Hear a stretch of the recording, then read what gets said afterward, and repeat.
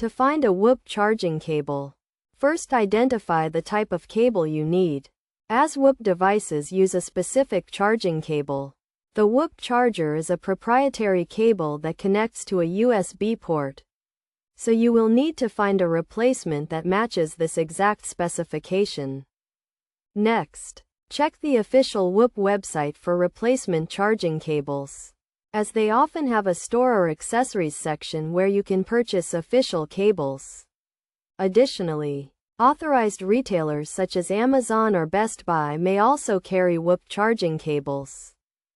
If you are having trouble finding an official cable, consider checking online marketplaces like eBay or specialty fitness stores that carry wearable device accessories. Be cautious when purchasing from third-party sellers, and ensure that the cable is compatible with your specific Whoop device. It is also a good idea to check your local electronics stores or running specialty stores, as they may carry a selection of charging cables for fitness trackers and wearables.